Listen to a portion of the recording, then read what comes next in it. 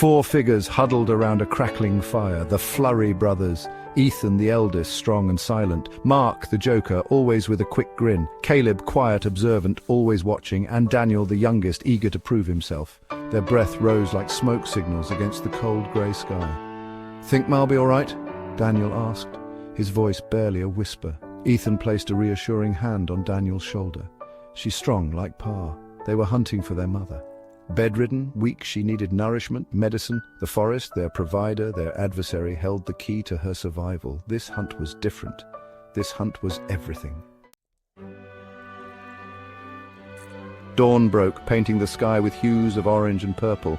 The brothers packed their meager belongings, the weight of responsibility heavy on their shoulders. "Remember," Ethan said, his voice rough, "we stick together always." The forest welcomed them with an unnerving silence.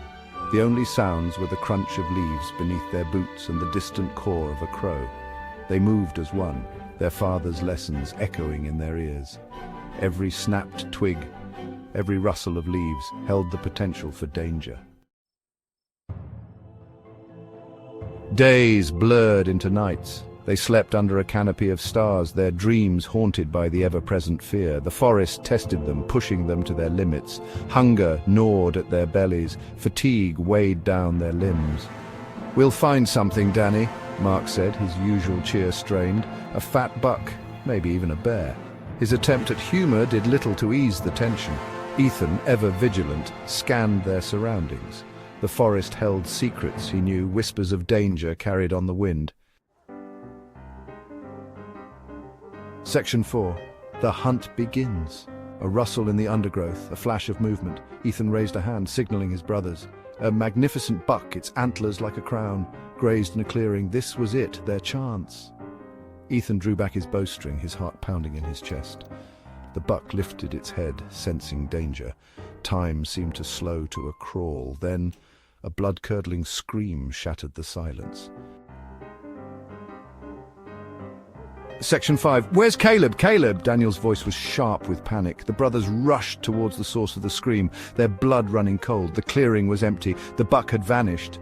And Caleb was gone. What happened? Mark's voice shook. "Where is he?" Ethan felt a knot of fear tighten in his gut. He examined the ground, his eyes scanning for any sign, any clue. Footprints, disturbed leaves, anything. But there was nothing, only an eerie silence that pressed in on them, amplifying their fear. Section 6. Dusk approaches. The forest grew darker, shadows lengthening like menacing claws. The brothers searched frantically for Caleb, their hope dwindling with the fading light. The weight of their failure pressed down on them. "We can't leave him," Daniel cried, his voice hoarse. "We can't." Ethan, his face etched with worry, pulled his brothers close. "We'll find him," he said, his voice rough with emotion. But even he couldn't ignore the sinking feeling in his heart. The forest had taken Caleb, swallowed him whole. Section 7. A glimmer in the darkness. The first whispers of dawn found Ethan alone. He had searched throughout the night, ignoring his exhaustion, his fear. Just as he was about to succumb to despair, he saw it. A glint of metal reflecting the pale sunlight. Caleb's compass. It lay at the base of a towering oak, its bark scarred and ancient, but it was the symbol carved into the tree that stopped Ethan cold. A symbol he'd only seen once before. In his grandfather's journal. A symbol of legend, a symbol of both hope and terror, the symbol of the night wind.